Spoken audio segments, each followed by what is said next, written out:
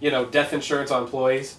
One, they did that because people who die on the job, typically the company gets sued, so it's an insurance policy. It's not we're profiting from your death.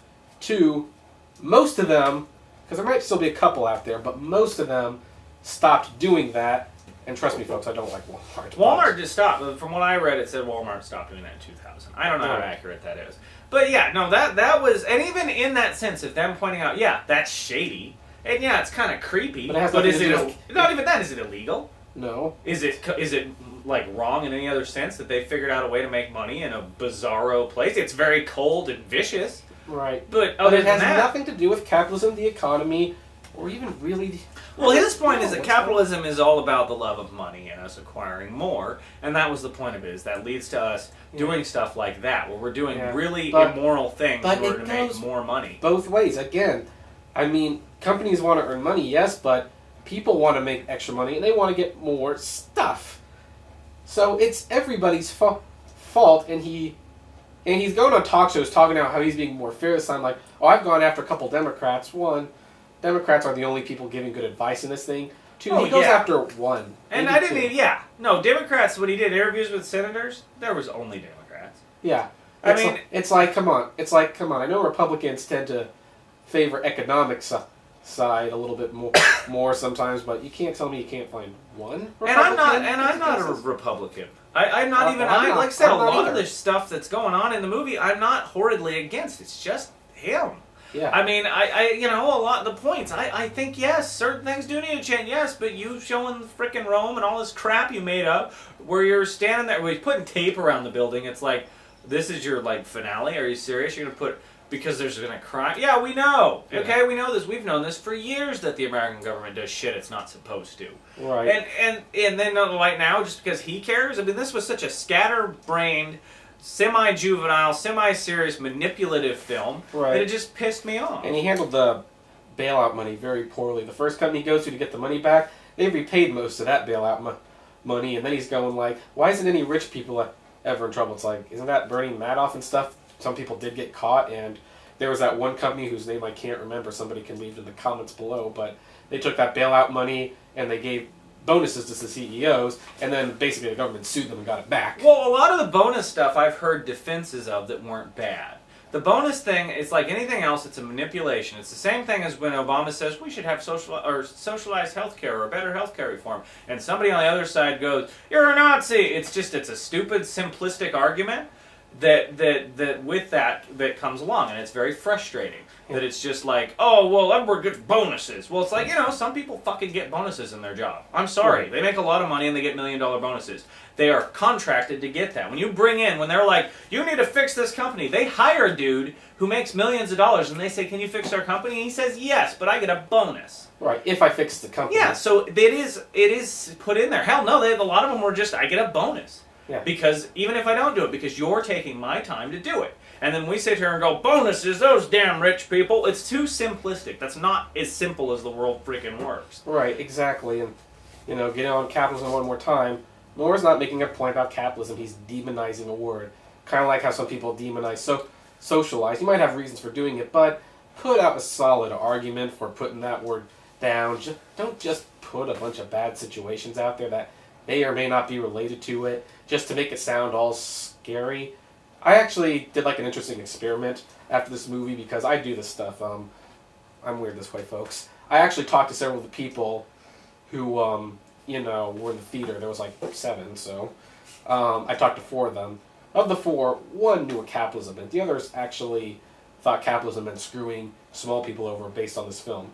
Oh, yeah, no, when I saw the movie, I'd say 20 people in the theater, and all I could hear behind me was, bravo. Oh, yes. Oh, my Lord.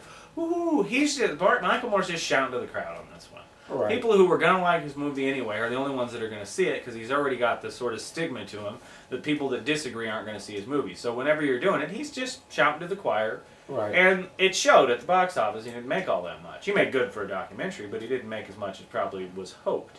And I think that's a big thing that sucked about that Fahrenheit 9/11 making so much money. And you want to talk about capitalism? I was thinking about that today. Fahrenheit 9/11 is not a good documentary. No, it's not. It's been brought up that a lot of it is false. Right, and he didn't need to make stuff up. But you know what? freaking, yeah, no, absolutely. That's an excellent point. He didn't need to make stuff up. But the thing was that you have President Bush. He sat there, and I don't care what the hell the point of it was or anything like that in a certain sense, but come on. He sat there and went, boy, the world hates him. I bet if I released a movie, I could make a shitload of money. And he did. He released that just now. How many copies of that movie do you think are selling now? Like nothing. Because nobody cares. But when it came out, everybody cared. That is capitalism. That is frickin', what do you call it? Entrepreneurism. He did that. He has a career. He's a frickin' millionaire because he sat there, made a documentary, and made more, and figured out how to make money. Capitalism is working pretty goddamn awesome for him. In fact, this was supposed to be Fahrenheit 9/11 and a half. This was actually supposed to be the sequel to Fahrenheit 11, and when the economy crashed, he just re-edited the movie. Really? Yeah. So was it going to be about George W. Bush again? Yeah. Come on, it's not worth bitching about that much. George W. Bush was kind of a shitty president. Well, the point is, he's just capitalizing. Yep, that would make sense. Yep. I mean, that's exactly, we're all sitting here talking about how much the economy sucks, and here comes Michael Moore with a movie about how to save America. All right. Because, well, not even how, just about how much America sucks right now. And we all know that. Thank you, Michael Moore. Everybody's sitting here living in shit because the economy sucks, and you're going to sit here and wag your finger at us?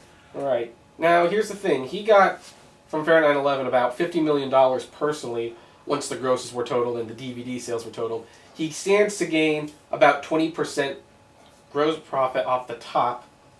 I would like to see him take those millions of dollars and just give it away. Oh, I want to see him fucking pay for someone's house. Yeah, just... How many houses out there, those people, you think the people in the movie that were like trying to get back in their house had a $300,000 house?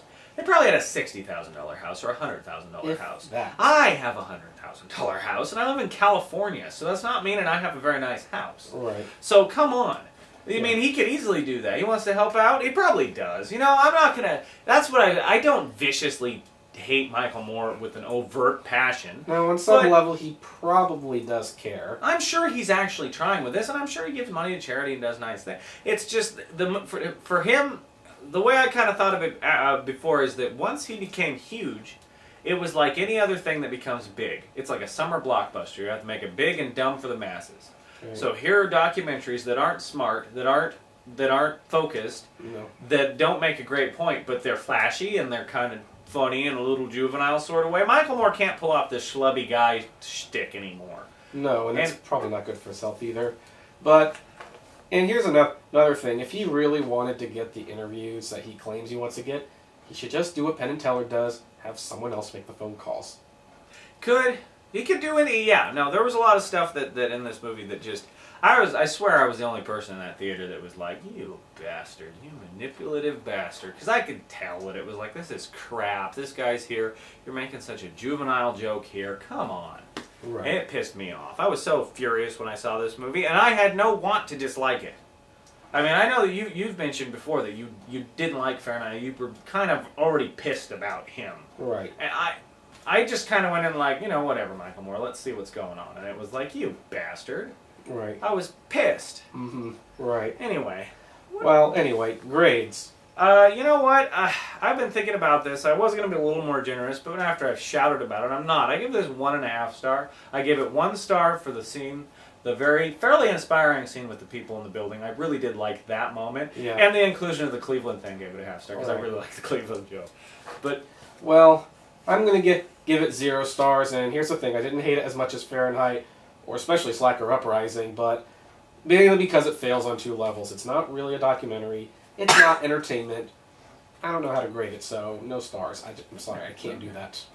Well, at some point we should actually go through Michael Moore's other stuff. Oh, that'll be fun. Yeah, because like I said, I liked his earlier films. I liked some of them. Right. You know? And just to let you guys know, comments, criticism, flames, all welcome. But I swear to God, do not say, look on Michael Moore's websites for the facts. They're not there. Yeah. Well, anyway, we might go over Michael Moore's other films just for the hell of it, because it is fun. And like I said, even though I bitched about him this whole time, I don't dislike him overall. I don't hate him. I want to like Michael Moore. He's just a little bit of a interesting fellow, that's all. Yeah, that's a good way to put it. We'll be neutral. Yep. I wish you the best of luck next time around when you hopefully make a real documentary. Yep.